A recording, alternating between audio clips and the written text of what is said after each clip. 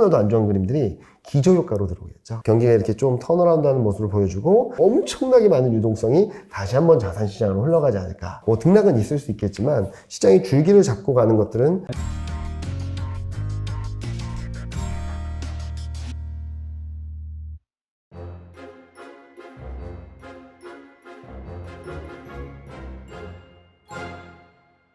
전반적으로 약간 이익 전망치도 안 좋아지고 네.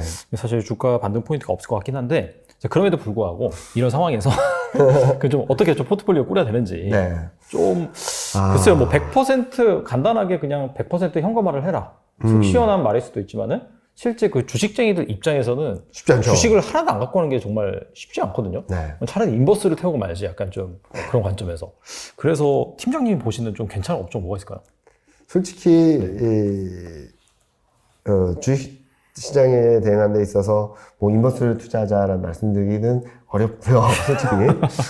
그런데 제가 말씀드리고 싶은 것은 포트폴리오 차원에서의 업종을 말해라라고 하면, 왜냐면 주식 비중을 나는 90% 이상 무조건 가져갈 거야 라고 하시는 분들에게는 뭐 배당주, 음식료, 통신 이런 것들을 말씀을 드리긴 해요. 근데 개인 투자자분들한테 코스피가 이 정도 20% 떨어지는데 얘는 마이너스 8%, 마이너스 5%밖에 안 떨어지니까 사세요라고 말씀드리기 너무 어려운 것 같아요, 저는. 그래서 오히려 저는 채권, 달러, 전형적인 안전자산을 사는 게 맞지 않을까라는 생각을 하고 있거든요. 그래서 요 그림은 뭐냐면은 이게 미국 채권 금리인데 저는 10년물 채권 금리가 단기적으로는 좀 올라올 수 있다고 생각을 하고 있어요. 네. 9월 FMC를 전후로 해서 희망의 끈을 이렇게 싹둑 잘라버리면은 금리가 한번 튀겠죠. 그렇죠. 전 그때 좀 사셨으면 좋겠다. 왜냐면은 금리 인상을 50bp 하든 75bp를 하든 금리 인상을 한 것보다 앞으로 할 게 적은 거는 확연한 사실이에요. 속도 조절하느냐 마냐의 문제보다도 금리 인상을 이만큼 진행해왔기 때문에 앞으로는 통화 정책에 대한 부담도 남아있긴 하지만 경기에 대한 불확실성은 좀 더 살 수밖에 없다고 생각하거든요. 그리고 기대 인플레이션을 꺾어버리게 된다면 채권 금리는 조금 더 떨어질 가능성이 있어요. 최근에 기대 인플레이션 좀 내려오긴 내려오기 했잖아요. 시작하고 있죠. 네. 그래서 저는 채권 ETF나 요즘 ETF 잘 나와 있거든요. 그래서 미국채든 또 요 위에 보시면은 한국 채권금리거든요. 한국 채권금리도 거의 고점권에 와 있다라고 생각하고 있어요. 등락은 있겠지만. 거의 한 10년 만에 거의 최고 정도 된 것 같네요. 네. 요 고점권에 와 있는데, 네. 지금 현재 시점에서, 뭐, 3년물 같은 경우는 3.5, 3.6, 뭐, 10년물 같은 경우는 3.7 정도 가면은 저는 많이 왔다라고 생각을 하거든요. 많이 올라왔다. 네. 채권 가격은 좀 금리와 정반대니까 사실 그만큼 싸진 거잖아요. 네. 그래서 이때 좀 분할 매수하시면은, 올해 말 내년 초에는 좀 수익을 거두실 수 있지 않을까라는 생각을 하는 거고요. 그리고 달러 인덱스가 최근 많이 올랐잖아요. 많이 올랐죠. 약간은 쉬어갈 것 같아요. 아까 뭐 좋은 것들을 말씀해 주세요 그랬는데 앞으로 뭐 8월 CPI를 확인하기 전까지는 일단은 충격을 받았기 때문에 어떻게든 행보표를 돌리려고 할 수 있다고 보고 있거든요. 그때 달러 인덱스가 한 105포인트 정도까지 등락을 보일 수 있다고 생각을 하고 있어서 그때가 좀 매수 포인트가 되지 않을까. 올해 말 내년 초까지는 110 그 이상으로 열어놓을 수 있다고 생각을 하거든요.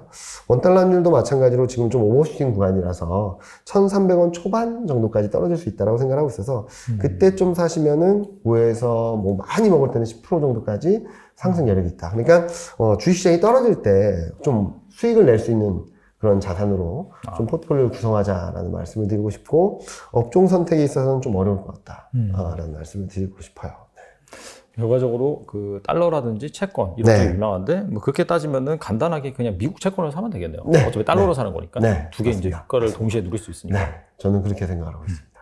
알겠습니다. 뭐 영 전망이 암울하긴 한데 사실 그만큼 하락이 온다라고 한다면 나중에 또 반등이 올 수 있잖아요. 맞습니다. 그렇다면 이러한 그런 악재, 실제로 경기 침체가 오고 그런 상황이 발생을 해서 주식이 정말 싸지고 그렇다면 다시 좀 큰 상승장이 올 거라고 보시는지 궁금하거든요. 네.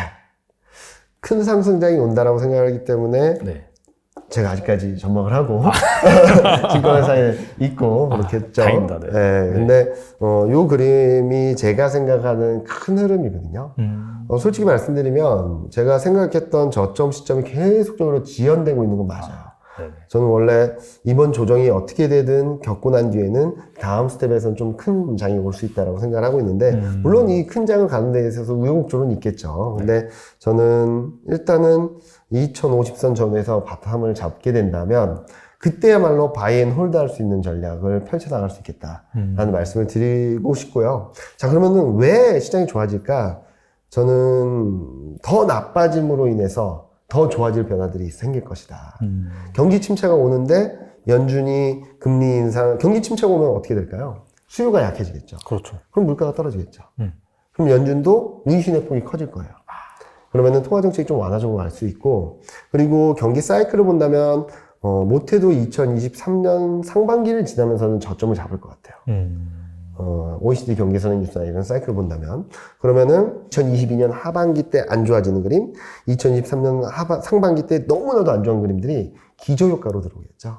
2023년 하반기, 2024년 상반기에는 기저효과로 들어오면서 경기가 이렇게 좀 턴어라운드하는 모습을 보여주고, 통화 정책은 좀 완화적으로 가고, 그럼 이미 엄청나게 많은 유동성이 다시 한번 자산시장으로 흘러가지 않을까라는 생각을 하면서 좀 긍정적으로 바라보고 있고, 그때까지 잘 지켜야지, 그리고 현금 비중이나 여유 자금이 어느 정도 있어야지 기회가 왔을 때 역전의 발판으로 만들 수 있다고 생각하거든요. 주식 비중 100% 가지고선 2100이든 2200이든 2050이든 그 기회가 온다고 해서 기회를 잡을 수 없어요. 그냥 버티시는 것밖에 없는 상황이라서 저는 성향에 따라서 몰라. 난 그냥 갖고 갈 거야. 라고 하시는 분들이라면 그냥 HATS, MTS를 아예 꺼두시고 그냥 다른 일 하신다거나 주식 공부를 더 열심히 하신다거나 하시는 것도 선택일 수도 있겠고, 만약에 어떻게 해서든 내 평균 단가를 낮추고 좀 저점의 포인트를 잘 잡아보고 싶다라고 하시는 분들은 이번 반등을 조금 현금 확보, 주식 비율 좀 줄이는 기회, 현금 비율을 좀 늘리는 기회로 삼으셨다가 진짜 바닥이 나왔을 때 좀 적극적으로 대응을 하신다면 내 평균 단가도 많이 낮추고 역전할 수 있는 기회를, 시점을 좀 앞당길 수 있다라고 생각을 하고 있어서 저는 투자자분들의 선택이긴 하지만 지금 시점에서는 최소한 적극적으로 대응할 때는 아니다. 그리고 기회를 엿보자. 그 기회를 잘 잡으면 역전의 발판이 될 수 있다라는 말씀을 드리고 싶습니다. 알겠습니다. 역전의 발판을 마련하기 위해서 잘 준비를 해야 되는 거고, 그리고 그런 시기는 아무래도 한 내년 상반기. 그때가 이제 사실상 주식을 정말 괜찮은 주식을 싼값게 살 수 있는 좋은 기회가 될 것이다. 라고 볼 수가 있는데, 물론 그 상황에서 지수를 사도 되긴 하지만, 그럼에도 불구하고 뭔가 섹터라든지 그런 관점에서 접근을 한다라고 한다면 과연 어느 쪽이 유명할까요? 저는 주도주는 안 바뀐다고 생각하고 있습니다. 그래서 2020년 3월부터 2021년 1월까지 시장이 쫙 뻗어가는 장세에서 시장의 중심에 있었던 업종들을 또 한 번 바라봐야 된다. 왜냐면은 많은 분들이 생각을 하세요. 주도주가 바뀌면서 움직이는 거 아니야? 라고 생각을 맞아요. 항상 그랬잖아요. 역사적으로. 아니죠. 아니에요. 생각해보시면 2003년부터 2007년 고점까지 찍을 때까지 주도주는 뭐였죠? 그때는 약간 좀 경기 민감, 조선이라든지 조선, 철강, 화학, 맞아요. 네. 올드 이코노미, 중국 관련주 맞았잖아요. 맞아요. 걔네들이 쉬어가는 그림은 있었어도 주도주가 바뀐 적은 없어요. 주도주가 바뀐다라고 생각하는 이유는 쉬어갈 때 다른 업종들이 움직이면서 왔다. 그리고 또 다시 상승할 때 뭐가 움직였죠? 다시 조선, 철강, 화학이 움직였어요. 그래서 시장이 쭉쭉 움직였거든요. 그래서 지금도 비슷한 것 같아요. 2020년 3월부터 2021년 1월, 6월까지 고점을 형성하는 과정에서 쭉 뻗어나갈 때 움직였던 애들이 꺾이면서 시장의 정점을 만들어줬다고 생각을 하고 있고, 조정을 받으니까 주도주니까 같이 조정을 받는 거라고 봐요, 저는. 그래야 다음 스텝을 같이 준비할 수 있고, 또 하나는 시장이 올라갈 때 조정받고, 조정받을 때 올라가는 게 주도주일까요? 저는 정반대라고 생각을 하거든요. 그래서 상승할 때도 조정받을 때도 같이 움직이는 애들을 잘 봐야 된다. 그래야지 다음 스텝에 준비를 할 수 있다. 그래서 저는 반도체, 자동차, 2차전지, 인터넷, 그리고 플러스 알파로 본다면 항공우주까지 좀 보고 있고요. 네네. 자, 그리고 큰 트렌드가 바뀌었나를 보자는 거죠. 그게 가장 중요한 것 같아요. 네. 4차 산업혁명, 신재생에너지. 바뀐 거 없잖아요. 맞아요. 네. 네. 그게 속도에 대한 문제, 이런 부분들은 조금 삐끄덕삐끄덕 되는 모습들을 보여주긴 했지만, 궁극적으로 시장이 바라보는 것들, 큰 메가 트렌드 같은 경우는 아직까지 바뀌진 않았거든요. 오히려 신재생에너지 같은 경우는, EU의 텍소노미, 미국의 인플레이션 억제 법안, 이런 것들로 인해서 계속 정책적인 지원들이 계속적으로 들어오고 있어요. 더 탄력을 받고 있죠. 네. 그래서 저는 그 다음 사이클도 당연히 4차 산업혁명, 신재생 에너지 이런 사이클이다. 그런 와중에 뭐 반도체 공급 문제나 이런 것들이 있었지만 거꾸로 되돌아가서 본다면 수요가 그만큼 많아졌다는 의미이기도 하거든요.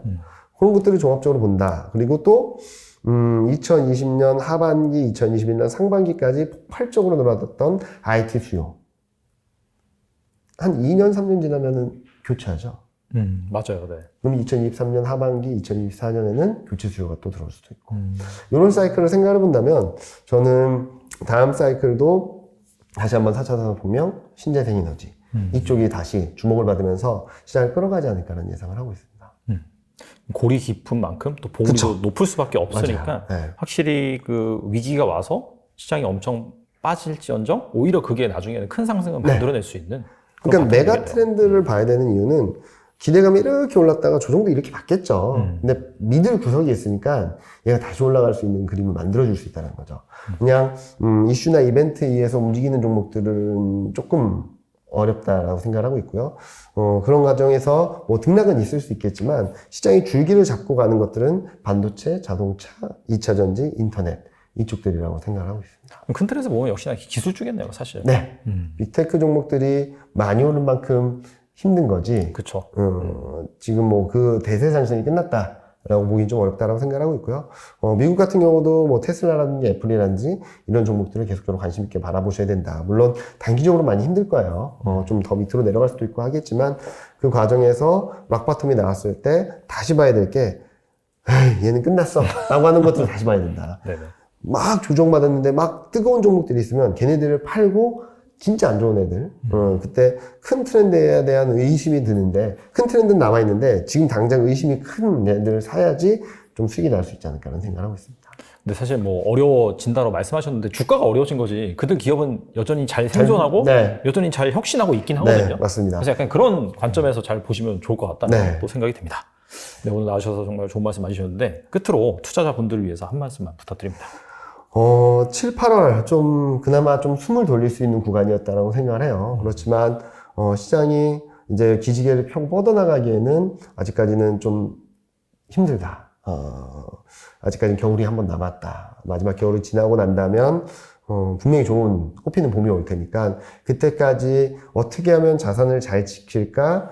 시장이 불안정해진다 하더라도 주식시장이 힘들어진다 하더라도 내 자산을 잘 지키고 조금이라도 플러스 낼 수 있는 쪽이 뭘까를 고민을 하신다면 저는 이 구간을 거치시면서 여러분들이 주식 투자하시거나 주식뿐만 아니라 투자를 하시는데 투자라는 관점에서 굉장히 성장하실 수 있다라고 생각을 하거든요.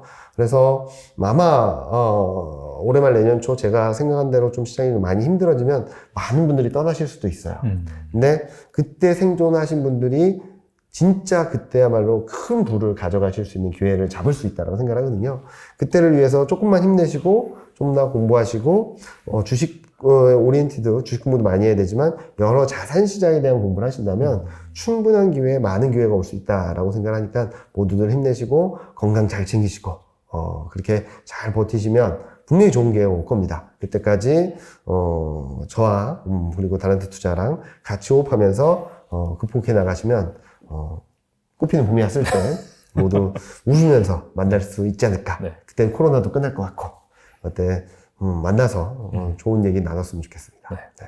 그리고 약간 휴먼 인덱스라고 하죠. 그러니까 시장이 정말 어렵고 바닥에 가까워지면 가까워질수록 최근에 유튜브라는 그런 플랫폼이 생겨서 명확하게 볼 수가 있는데 댓글 상태가 안 좋거든요. 뭐 욕을 한다든지 뭐 아무튼 부정적인 댓글이 많습니다. 근데 사실 그게 점점 많아진다는 것 자체가 제가 이제 봤을 때는 바닥이고 싸게 살 수 있는 기회가 가까워졌다. 이제 그렇게 활용할 수 있거든요. 그게 자기 자신이 될 수도 있죠. 막 누구한테 막 화를 내고 싶고 욕하고 싶고. 근데 이제 항상 투자는 감정적으로 하는 것이 아니라 또 이성적으로 해야 되기 때문에 그런 상황을 여러분들이 또 이렇게 방송하고 나갔을 때 내용이 괜찮은데 왜 이렇게 욕을 하지? 그런 게 있으면은 정말 바닥이 가까워졌구나. 그런 관점에서 여러분들이 꼭 한번 잘 계속해서 보시고 좋은 타이밍을 잘 잡으셨으면 좋겠습니다. 오늘 나와주셔서 뭐 밴드라든지 그런 거 말씀하셨지만은 또 앞으로의 뭐 경제 상황이라든지 그런 거에 따라서 다 달라질 수가 있으니까 계속적으로 업데이트 드릴 거고 미세 조정하고 있고 우스갯소리로 파월 연준장도 이렇게 많이 바꾸고 있잖아요. 그렇죠. 그런데 저희도 그에 발맞춰서 조금씩 조정을 해나가고 있으니까 이혜민 팀장이 이렇게까지 나쁘게 말했다라고 하기보다는 그걸 고정시켜 놓기보다는 계속적으로 어떤 생각을 하는지, 어떤 포인트를 잡아가는지 좀 업데이트해서 계속적으로 같이 호흡하신다면 분명히 좋은 기회를 잡을 수 있다라고 생각을 하고 있습니다. 아무쪼록 다음에 한번 또 모셔가지고 그때는 또 어떻게 뷰가 바뀌셨는지 아니 그대로 유지하셨는지 알아보도록 하겠습니다. 네, 지금까지 이경민 팀장님 나와주셔서 감사합니다. 네, 감사합니다.